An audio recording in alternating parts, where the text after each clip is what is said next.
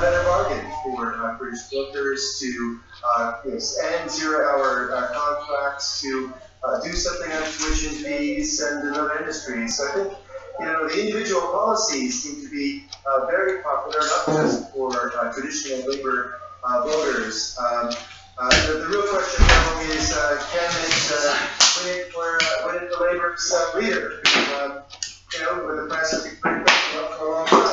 Well, to that point, he's 20 points behind in the polls, which is an unassailable lead, really, for the Conservatives. Why do you think he remains so deeply unpopular? Well, he's certainly someone who is different. So, steadily, you will have leaders of Labour parties. Look at Macron in France, who will be younger, more, media conscious, will be the friendly.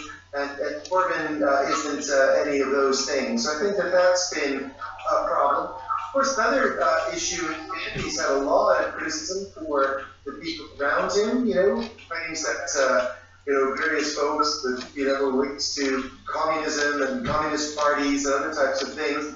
And will probably be disappointed by a manifesto that, wasn't as radical left as a lot of people might have thought or even feared might have happened. That's not the case. And to be honest, I think the manifesto is probably what Anne should have ran on last time, and probably that the radical vision that Milkman was working toward, rather than some of the almost hysterical concerns about Corbyn. Although, Tom, this does hark back to the 1983 manifesto, which has been described as the longest political suicide note in history. It's got renationalisation of so many services, the abolishment of uni fees, higher corporate taxes. Does this not hark back to a past that is really gone?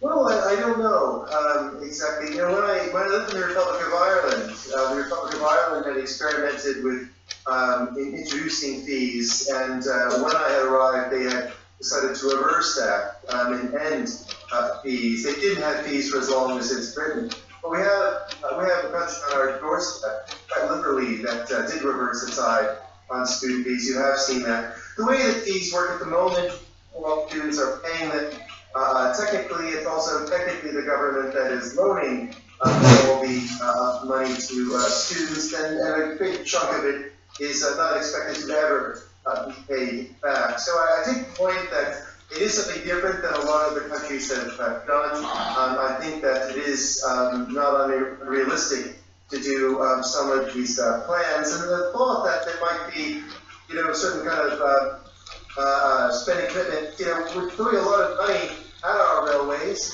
The service doesn't seem to be any better at all. I think that British trains are some of the worst that I've experienced in my time. When it comes to savings, I think that there can be some savings that can be brought in there, and that's some of the things that Corbyn is putting on the table. Let's talk about Jeremy Corbyn's future. Barring a miracle, he's not going to be elected. If he loses, will he stay on as leader? I think that in terms of Jeremy Corbyn's position, I think we just need to wait and see. I think there's a lot of speculation about what will happen. The end result everyone knows will happen, but what everyone knows will happen hasn't been taking place in a number of very high-profile elections so far. So I think that's it's right to give Corbyn a chance to see what happens, and obviously what the result will be a big indicator of what happens next, whether he does confound his critics and win the election, or whether it's close, or whether other things happen. We have to wait and see. But at the moment, he certainly does enjoy very large support amongst the party supporters, and that seems unassailable at the moment. Tom, thanks so much for your time. A pleasure. Well, the waters off the Northern Territory are under threat. Environmentalists say species of fish are disappearing because of rising levels of pollution. It's now up to the politicians in Darwin to come up with a plan that balances the needs of the environment with those of the economy. It's rise and shine on Darwin Harbour, and business is just beginning. The top end's coastal environment is in pretty good shape, but marine conservationists say that's down to good luck rather than good management.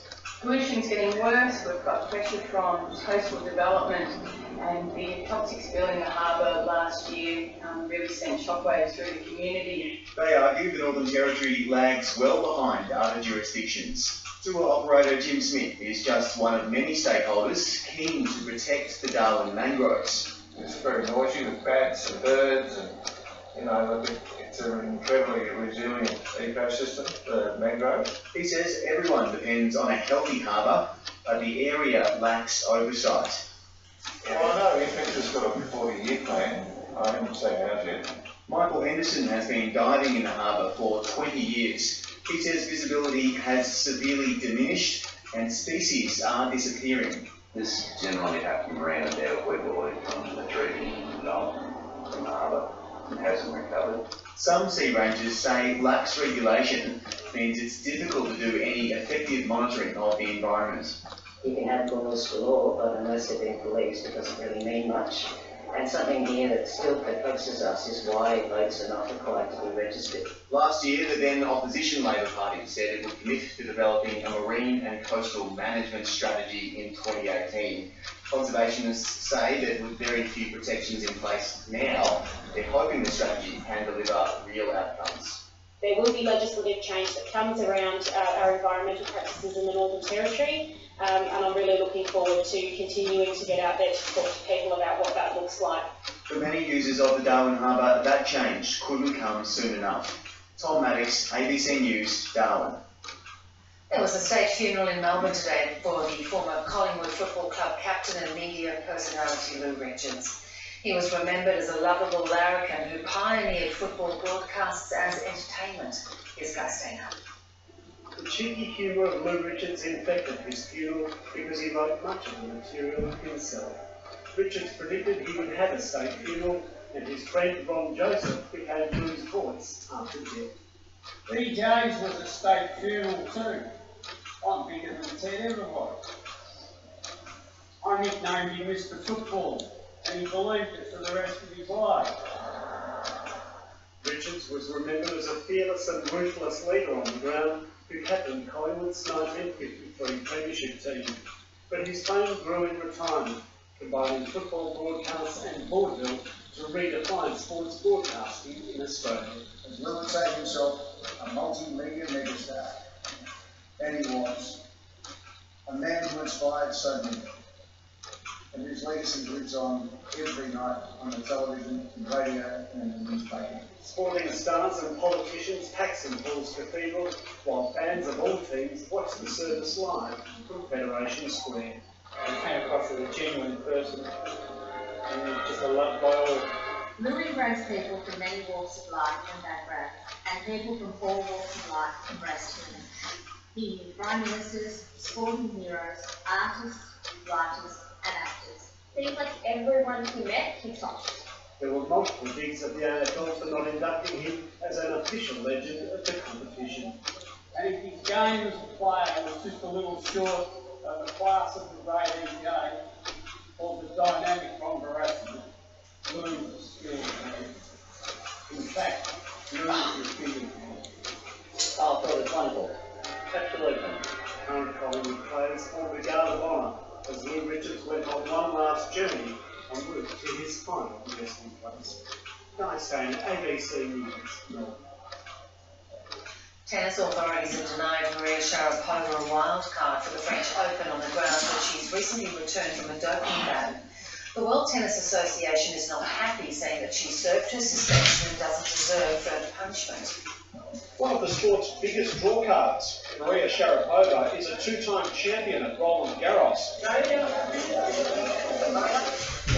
Tennis Federation says protecting the integrity of the game for popularity. There can be the wild card for return from injuries. There may not can be a wild card for return from doping. It was a day to forget for the 30-year-old who retired with a thigh injury.